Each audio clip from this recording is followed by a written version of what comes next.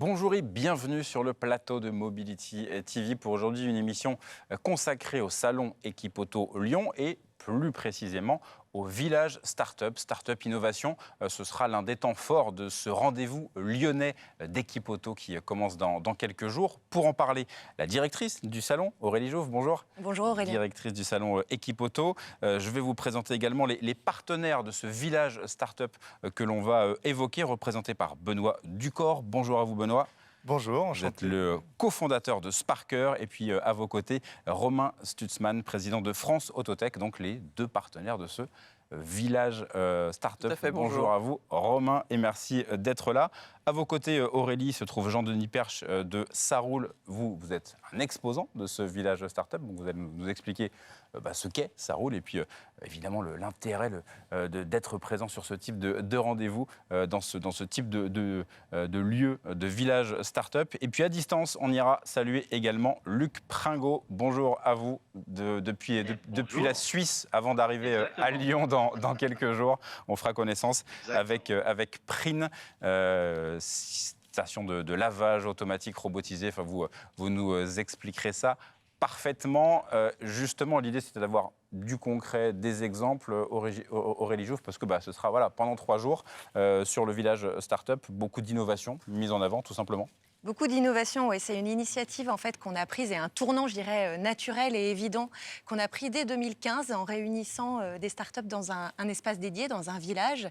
Les startups en fait nous permettent réellement de créer ce pont et ce lien entre la première monte, le monde de la rechange, l'aftermarket, et puis le cran d'après, je dirais plus largement, d'aborder les mobilités de façon globale. Et toutes ces innovations qui sont là pendant les 3 jours permettent de présenter à la fois des solutions, des innovations actuelles pour répondre à des problématiques de business d'aujourd'hui, et puis aussi de permettre à nos visiteurs, à nos réparateurs, à nos distributeurs de présenter des innovations futures et qui vont arriver très très vite dans leur quotidien. Avec l'idée de se dire que ces startups-là, elles peuvent aller sur d'autres salons marketés, on va dire, innovation et pas que automobile, mais que pour vous, pour Equipoto, c'est forcément logique. Sur le marché de l'automobile et des mobilités. De les avoir aussi et de montrer que dans la prévente, il y a aussi beaucoup d'innovation. On va en parler d'abord avec vous, Benoît Ducor. Peut-être présentation de Sparker, donc au sein de la galaxie, j'allais dire Nexus, du groupe Nexus. Sparker, plateforme peut-être chercheuse et d'accompagnement pour les startups. Oui, alors bonjour. Effectivement, Sparker est une jeune entreprise, puisque nous avons été créés l'année dernière, en décembre 2022. Nous sommes basés à Lyon et notre vocation, c'est vraiment d'accélérer l'innovation vers les mobilités durables. En fait, on a fait le constat, et je suis passé effectivement par Nexus Automotive International. J'ai rencontré l'Automotive Aftermarket il y a un peu plus de 2 ans. Et on a fait le constat que le monde de l'automotive aftermarket et le monde des startups dans la mobilité étaient 2 mondes qui ne se parlaient pas suffisamment, avec énormément d'opportunités potentielles. Et donc, on a décidé de créer Sparker pour être un catalyseur, finalement, entre ces 2 mondes et permettre à la fois aux startups d'accéder à ce monde de l'aftermarket et à ce monde de l'aftermarket d'accéder aux innovations qui vont constituer les mobilités de demain, comme vous le disiez. Avec donc la logique d'être présent sur un salon comme Equipoto à Lyon cette année pour justement rencontrer de nouvelles personnes, faire se rencontrer les startups entre elles aussi. Alors absolument, Equipoto l'a bien compris, l'enjeu de pouvoir utiliser des salons comme celui-ci pour se rencontrer en personne, pour se mettre en avant. Et donc nous sommes effectivement très fiers de participer, d'être d'un acteur majeur de ce village de start-up et d'avoir pu venir 8 start-up qui seront là pour présenter leurs produits et pour être au contact de l'aftermarket. C'est une des activités que l'on mène. Il y a beaucoup d'autres salons sur lesquels on est pour aller rencontrer des startups. Et puis il y a des salons de l'aftermarket sur lesquels on est. Je parle un peu de tête chercheuse, pépinière. C'est l'idée aussi de grandir et d'accompagner le maximum de jeunes entreprises. Et dans l'évolution que l'on souhaite avoir, c'est aussi de créer une plateforme digitale où ces rencontres pourront également se passer de façon digitale entre tous ces acteurs et faciliter finalement ces liens pour créer des opportunités pour chacun. Ouais, il y a l'aspect physique pendant quelques jours et puis pour la continuité du quotidien, le numérique permet ça évidemment. À vos côtés, je le disais, France Autotech, donc avec vous, Romain, merci d'être là, un habitué de nos plateaux, souvent pour parler de Tesla d'ailleurs, pareil, c'était il n'y a pas si longtemps. Là, donc avec votre casquette France Autotech, là aussi pour vous, une évidence d'être là, présent sur ce type de rendez-vous à Lyon, à nouveau avec Équipe Auto. Oui, en fait, lorsqu'on crée une entreprise, on a finalement deux métiers. On a le métier qui est lié à l'innovation qu'on a développée, et puis on a le deuxième métier qui est de vendre. Et en fait, finalement, rien ne remplace la relation humaine. Le digital, effectivement, c'est important, mais finalement, on se rend compte que lors de ces salons ou lors d'événements particuliers, le simple fait de mettre en relation deux personnes, deux entreprises, peut créer cette étincelle qui fait qu'on peut effectivement entrevoir des pistes de collaboration. Et ça, c'est effectivement une partie de notre mission au sein de France Autotech. France Autotech, 85 startups.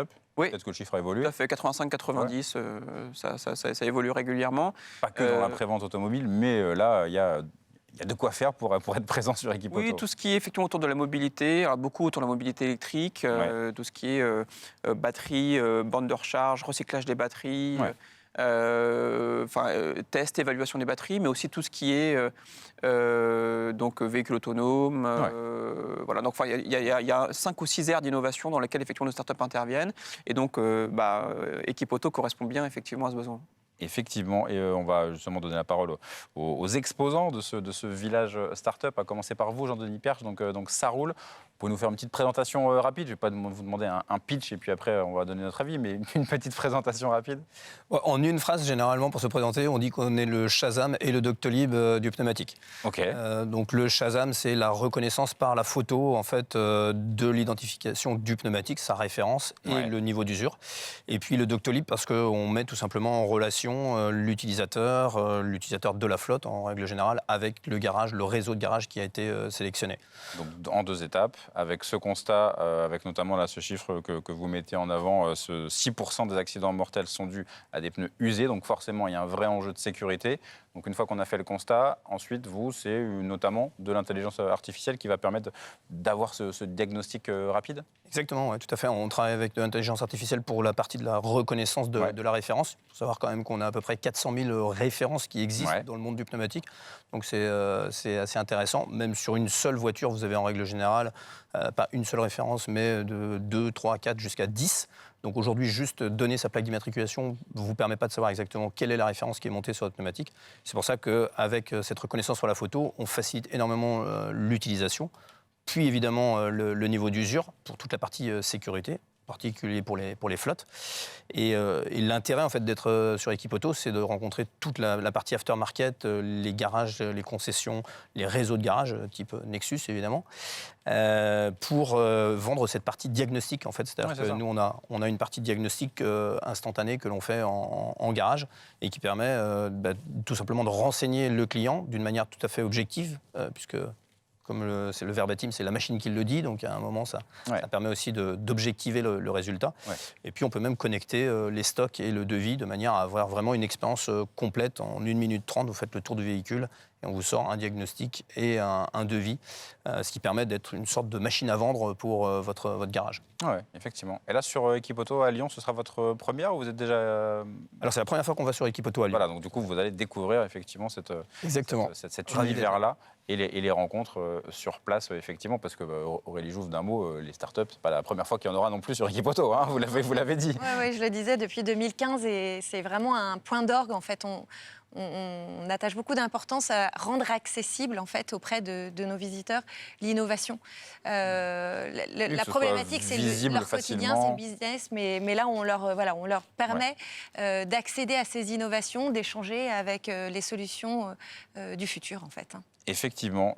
Et autre exemple, direction la Suisse, je le disais avec vous, Luc Pringot, pour Pryn Technologies, comme on le voit sur votre site internet. Alors, c'est quoi cette technologie? Expliquez-nous un petit peu d'abord ce qu'est Pryn. Alors, Pryn est une compagnie qui a été créée en 2019 et on a la prétention de révolutionner le car wash. les stations de lavage, on design une station de lavage qui est complètement automatisée et surtout touchless. Donc pas d'intervention de broche. De brosse, excusez-moi si parfois j'ai l'anglais qui on autorise un petit peu de franglais, allez-y. Mais voilà, donc on est sans contact, pas de brosse. Donc pour tous les amateurs de voitures qui ont l'habitude de laver leur voiture à la main, parce qu'ils veulent éviter d'avoir des micro scratches sur leur voiture, mais voilà, on leur fournit une nouvelle option. Alors derrière le lavage auto, aussi simple que c'est, on a quand même énormément d'innovations. Voilà, que ce soit dans la conception de buses bien spécifiques, que ce soit dans l'approche de la reconnaissance de la voiture. Donc on a tout un système de caméra qui vient scanner la voiture dans les détails, ce qui nous permet ensuite d'avoir beaucoup de précision et de flexibilité, puisqu'on nettoie aussi avec des robots. Donc on utilise la flexibilité et la précision des robots. Oui, voilà, la preuve que les innovations se trouvent partout. Et donc là, il y a effectivement l'apport des robots qui permet tout simplement d'être plus efficace. Vous l'avez dit, éviter les mauvaises surprises, mais aussi gagner en efficacité et en économie aussi. On dépense moins d'eau, tout simplement. Alors exactement, avec cette flexibilité et cette précision que l'on obtient avec les robots et le software qu'on a développé derrière, on est en termes de consommation d'énergie bien en dessous. J'aurai l'occasion de vous le présenter sur le salon. On utilise plus de 2 fois moins d'eau et en énergie, c'est vraiment beaucoup moins énergivore. Et c'est entièrement automatique. Et en termes de maintenance et de services associés à l'installation, on est vraiment sur quelque chose de vraiment novateur et costless, comme on dit. Ouais, allez, on comprend, on vous le garde, on garde le costless. Et d'un mot également sur justement la présence sur Equipoto. Donc là, vous l'avez déjà évoqué, vous pourrez faire des démos, ce sera très concret. Voilà, pour vous, c'est important aussi forcément de faire connaître votre solution. Pour nous, c'est très important. D'ailleurs, je remercie Sparker de nous inviter sur le village des startups. Ça va, la France est pour nous complètement dans notre cible. Donc ça va permettre les échanges. On est prêt aujourd'hui à vendre nos machines. Donc on cherche des acheteurs, des partenaires et Equipoto, et c'est l'endroit parfait pour augmenter notre visibilité et notre portefeuille de contacts. Et merci beaucoup, Luc Pringot, d'avoir pris quelques minutes depuis la Suisse, et on vous retrouvera sur le salon à Lyon. Merci à vous. Avec grand plaisir. On le comprend, Romain Stutzmann, cet aspect on parle d'intelligence artificielle, de software, je le disais, on en parlait souvent pour la voiture, mais au final, dans tous les secteurs, dans tous les métiers de l'automobile, il y a besoin de ces softwares, et c'est aussi la logique de la présence de France Autotech et de ces startups dans tous les aspects du secteur automobile. Oui, mais je pense que tous les industriels ont besoin de toute façon de consacrer une partie de leur temps et de leur budget à l'innovation. Et l'innovation aujourd'hui, dans un monde qui accélère de plus en plus, est cruciale. Et effectivement, en tout cas nous, c'est une de nos missions, c'est de sensibiliser effectivement les acteurs à ce principe vraiment d'innovation et de collaborer avec les startups. Et bosser avec une startup, ça permet de gagner du temps, de s'appliquer sur des équipes qui ont déjà une technologie plus ou moins mature, en tout cas la plus mature possible, et de pouvoir marquer des buts sans forcément perdre du temps et dépenser et investir beaucoup d'argent. Oui, effectivement. Et pour Sparker, Benoît Ducor, quels sont les critères quand vous dites là, on a repéré quelque chose, il faut les accompagner, voilà, quels sont les critères que vous avez commencé à mettre en place là depuis bientôt 1 an?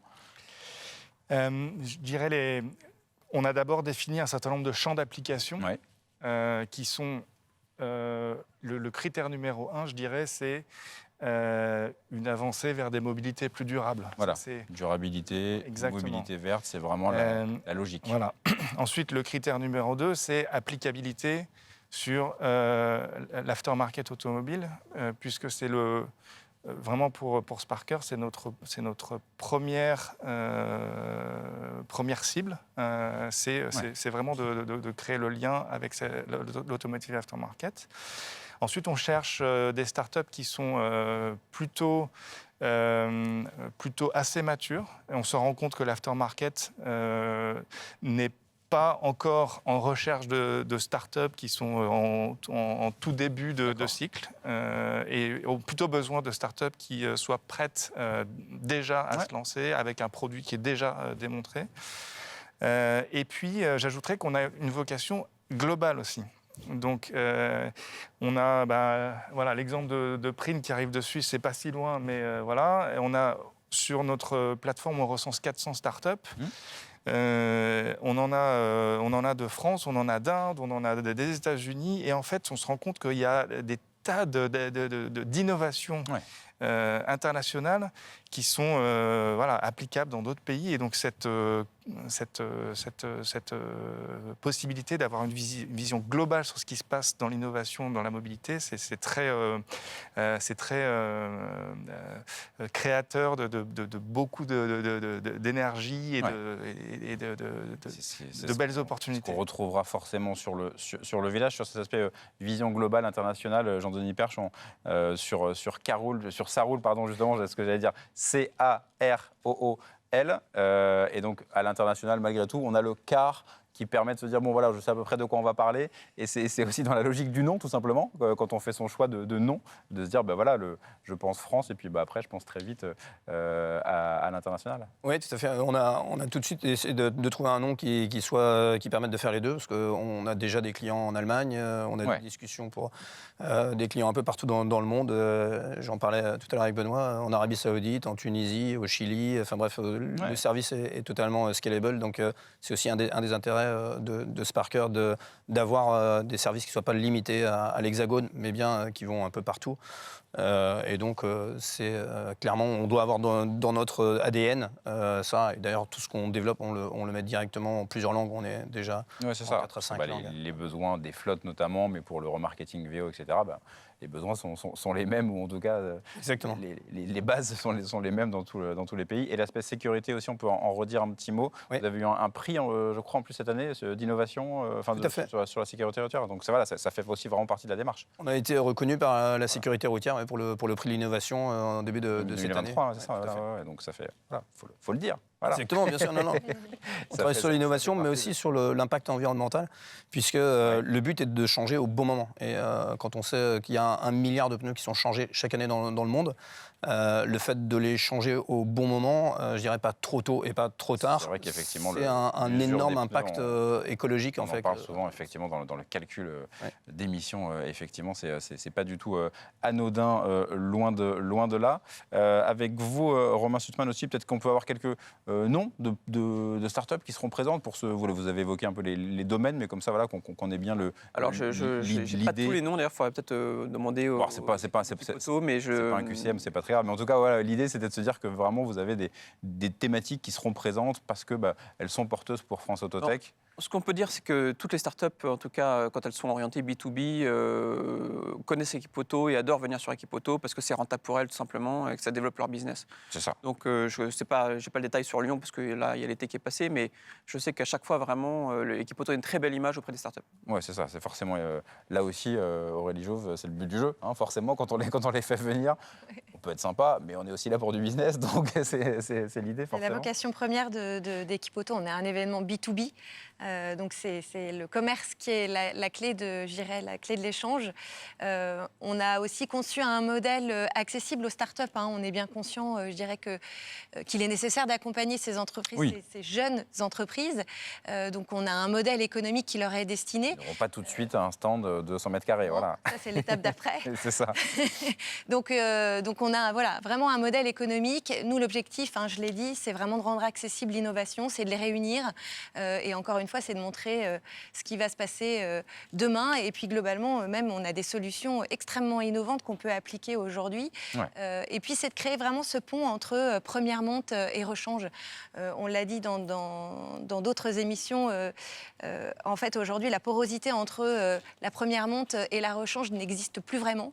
On a besoin de rendre accessible l'innovation et de montrer globalement comment le réparateur doit appréhender son marché, de voir ce qui va à la fois se passer au niveau du véhicule, mais aussi comment il peut faire évoluer son business et son atelier. Et donc, toutes ces innovations qu'on va retrouver dans le village des startups est une belle démonstration. Eh bien, parfait. Merci à vous, merci à tous les 5, parce que je n'oublie pas Luc depuis la Suisse. Et tout ce petit monde se retrouvera du côté d'équipe auto à partir du 28 septembre. Je ne dis pas de bêtises, Aurélie? C'est bien ça, du 28 septembre. C'est ça, pour notamment donc, le village startup. Merci à vous d'être venus et à très bientôt sur Mobility TV.